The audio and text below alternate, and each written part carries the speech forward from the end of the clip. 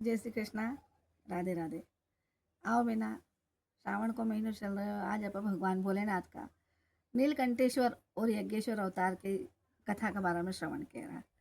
अब भगवान नीलकंठेश्वर को जो अवतार है, देखो वैसे सब नहीं मालूम है, पर भगवान एक में कथा इस प्रकार आ है कि भगवान जो है सब देवी देवताओं में ने और राक्षसों ने सब ने अपनी अपनी शक्ति को बहुत ज़्यादा घमंड हुई हो। तो राक्षस और देवता उन दो ही में बहुत युद्ध छिड़ियो।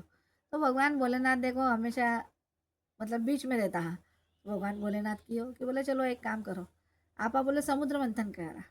समुद्र मंथन करा और इनमें बोले जो जीत जाए। मैंने बोले सर्वश्रेष्ठ रही है, राक्षस जीती तो राष्ट्र राक्षस सर्वश्रेष्ठ रही, या देवता जीत जाए तो देवता सर्वश्रेष्ठ रही। भगवान भोलेनाथ समुद्र मंथन करो। भगवान अपने मालूम है कि विष्णु भगवान कश्यप अवतार लियो है, समुद्र मंथन हुयो है। जब समुद्र मंथन हुयो तो समुद्र मंथन जब राक्षस आधा राक्षस खेचे और आधा कहने भगवान जी उन खेचे है। तो सबू पहले वो में निकले विष। अब जैसे ही विष निकले समुद्र मंथन जब हुए है तो सब देवी देवता विष ने देख के घबरीज गा और राक्षस उन भी घबरीज गा। बोला अभी वो विष ने पान कौन करे, मतलब विष ने ग्रहण कौन करे। तो भगवान भोलेनाथ तो देखो पहले सब देवी देवताओं ने देख लिया कोई कौन ले रहा कौन नहीं माना। तो भगवान ने तो वह को सबको अभिमान चूर करना हो कुल मिला के, क्योंकि देवताओं ने भी बहुत ज़्यादा अभिमान आएगो और राक्षसों ने भी बहुत ज़्यादा अभिमान आएगो। फिर जब वे सब मना करने लगा, जब भगवान विष ने खुद ही पान कर लिया, खुद ही विष ने ले लिया है और कंठ में लाके भगवान मैंने रोक दिया है विष ने जी के लिए। भगवान को नीलकंठेश्वर रूप भगवान ने जदू भगवान को नाम नीलकंठेश्वर भगवान पड़े है और नीलकंठ मैंने के हैं। फिर जब वो समुद्र मंथन चल ही रहे हो तो फिर अमृत भी निकले, उनमें 16 रत्न निकले हैं समुद्र मंथन में। मतलब ऐरावत भी निकले, गाय भी निकली, घोड़ों भी निकले, हाथी भी निकला, बहुत बहुत प्रकार की चीज़ें निकली।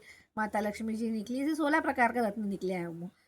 तो अमृत ने विष निकलियो, भगवान विष पान कर लियो है तो भगवान को नाम नीलकंठ हुई। फिर उमू निकलियो अमृत। अब जब अमृत निकले है तो अमृत निकलने का बाद अमृत के लिए राक्षस और भगवान सब में लड़ाई होने लगी। और जब सब में लड़ाई होने लगी तो भगवान कियो कि बोले एक काम करो। भगवान इंद्र भगवान जो भोलेनाथ था वे विष्णु जी ने इशारो करो। वे भगवान विष्णु जी भगवान को इशारो समझा है भोलेनाथ को, और अपना सबने मालूम है मोहिनी रूप धारण करो।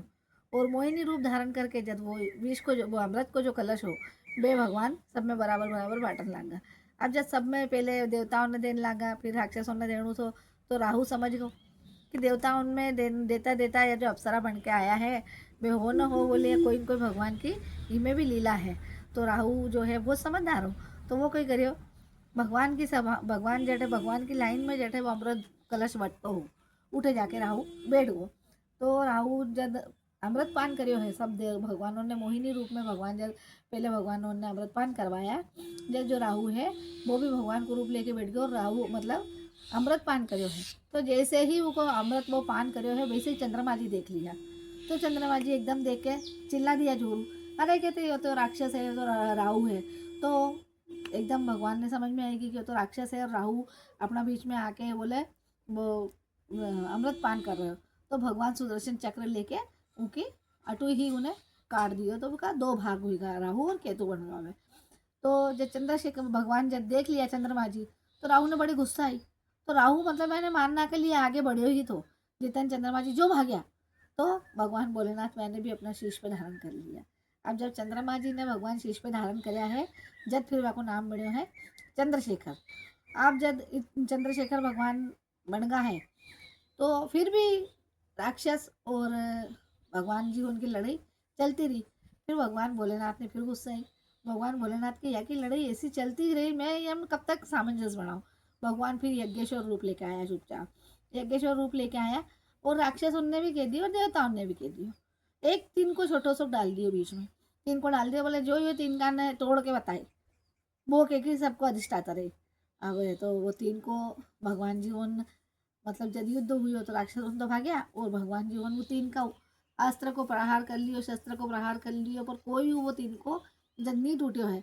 जब भगवान उन हार मान गा कि बोले है यज्ञेश्वर भगवान थे जो भी हो बोले भाकू तो वो तीन को नहीं टूट रहे हो बोले। जब फिर भगवान भोलेनाथ स्वयं आकाशवाणी करी है कि बोले थाको जो थाने जो हर चीज़ में ज़्यादा घमंड आ जा है। देखो इंसान ने कोई भी चीज़ को घमंड नहीं करना, चाहे इंसान हो चाहे भगवान हो, भगवान ने हमेशा थोड़ा बहुत कुछ हुआ नहीं कि घमंड आ जाता हो। तो भगवान बोले कि मैं थाका सबको घमंड चूर करना के लिए बोले थाक सामने ये तीन को फेंक्यो कि थे तुम्हारी इच्छा का बिना जो तीन को भी नहीं हिला सको। मतलब भगवान भोलेनाथ तो देवों का देव महादेव है और भगवान की इच्छा बिना एक तीन को मतलब मनुष्य तो बहुत बात की बात है, भगवान भी नहीं हिला सके है। भगवान फिर मैंने कियो है कि बोले ये तो मतलब जो मेरे को अभिमान हो, भगवान मेरे को सबको अभिमान दूर करियो है। और भगवान दो दो तीन तीन बार नीलकंठ रूप में भगवान मेरे को अभिमान दूर करियो, फिर चंद्रशेखर चंद्रमा जी ने माथा शील पर धारण करियो अभिमान दूर करियो। और फिर यज्ञेश्वर रूप लेके भगवान सब देवी देवताओं को अभिमान नष्ट करियो है। वो जी के फिर भगवान ने सब देवी देवताओं ने भगवान को माफ़ी मांगी, भगवान माँ की गलती हुई अब मैं ऐसा अभिमान नहीं कह रहा। तो भगवान को यज्ञेश्वर अवतार हुई हो, तो भगवान यज्ञेश्वर अवतार में भगवान सबको अभिमान दूर करियो है। जैसे भगवान सभी देव देवताओं को अभिमान चूर्ण करियो है, वैसे ही कलयुग रूपी राक्षसों को अभिमान चूर करे। बोलो ओम नमः शिवाय।